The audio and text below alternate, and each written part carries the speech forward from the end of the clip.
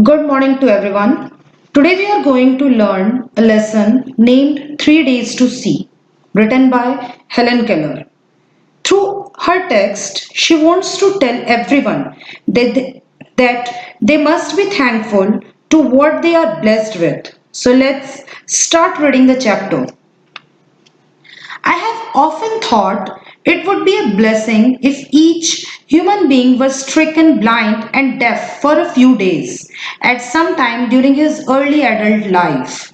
Darkness would make him more appreciative of sight. Silence would teach him the joys of sound. I, who cannot see, find hundreds of things to interest me through mere touch. I feel the delicate symmetry of a leaf. I pass my hands lovingly about the smooth skin of a silver birch or the rough, shaggy bark of a pine. In spring, I touch the branches of trees hopefully in search of a bird, the first sign of awakening nature after her winter's sleep. So, kids, as we all know, that Helen Keller is a dumb, deaf, and a blind woman, not by birth, but due to illness. But still, she is able to identify everything and enjoy it merely by the sense of touch and smell. She has the ability to identify whether it's a rough and shaggy bark of pine or the smooth skin of a silver birch just by passing her hands on it. She even are able to evaluate whether the season is winter or spring season, as when she touches the branches of trees, then the presence of bird give her that sign of awakening nature. So she often thought that human beings become appreciative of sight and sound only when they become blind and deaf for few days. You know what? It's human nature that they never ever value all those things to which they are blessed with, and its absence make them understand how valuable it is. So let's see what Helen Keller said in the next para. Occasionally, I am very fortunate. I place my hand gently on a small tree and feel the happy quiver of a bird in full song. At times, my heart cries out with longing to see all these things. If I can get so much pleasure from mere touch, how much more beauty must be revealed by sight? And I have imagined what I should most like to see if I were given the use of my eyes, say for just 3 days. So Helen Keller said that occasionally, when sometimes she was very fortunate by feeling the vibration of a bird's song just by placing her hand on a small tree, and it makes her heart cries out. She had a thought that merely a sense of touch give her so much pleasure, then what if she also get the sight? How much more beauty she is able to reveal through her sense of sight. She started imagining what she likes to see if she get just for 3 days. Sorry, if she gets sight just for 3 days. So let's see what she wishes to see in 3 days in the next para. I should divide the period into three parts. On the first day, I should want to see the people whose kindness and companionship have made my life worth living. I do not know what it is to see into the heart of a friend through that window of the soul, the eye. I can only see through my fingertips the outline of a face. I can detect laughter, sorrow, and many other obvious emotions. I know my friends from the feel of their faces. The next day I should arise when the dawn and see the thrilling miracle by which night is transformed into day. I should behold with awe the magnificent panorama of light with which the sun awakens the sleeping earth. This day I should devote to a hasty glimpse of the world, past and present. I should want to see the pageant of man's progress, and so I should go to the museum. There, my eyes would see the condensed history of the earth, animals, and the races of men pictured in their native environment, gigantic carcasses of dinosaurs and mastodons that roamed the earth before man appeared, with his tiny stature and powerful brain to conquer the animal kingdom. Yes.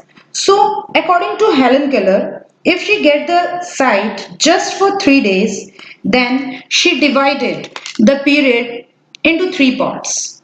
On the first day, she wants to see all those people whose kindness and companionship help her to live in this world. Also wants to see the heart of a friend through their eyes. Actually, here, Helen Keller mentioned eyes as a window of soul, as eyes express the inner feeling of a person. So, through eyes, through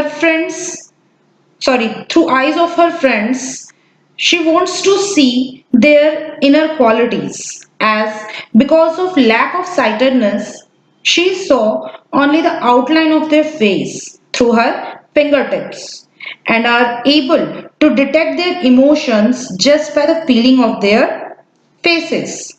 So, on her first day, she wants to see all those people who supported her and helped her to live in this world. On the next day, means on her second day, she wants to see how sunlight awakened the sleeping earth and want to see the history and the present world through various sources of knowledge like museums.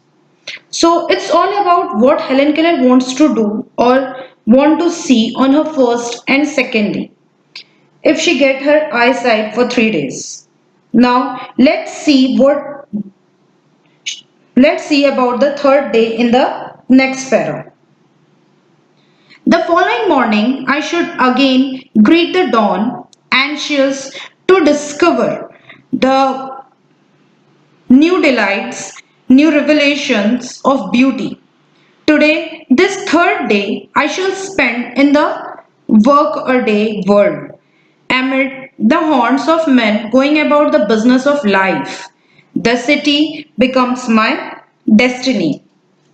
First, I stand at a busy corner, merely looking at people, trying by sight of them to understand something of their daily lives. I see smiles and I'm happy.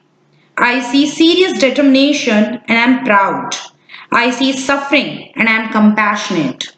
At midnight, permanent night would close in on me again. Naturally, in those 3 days, 3 short days, I should not have seen all I wanted to see.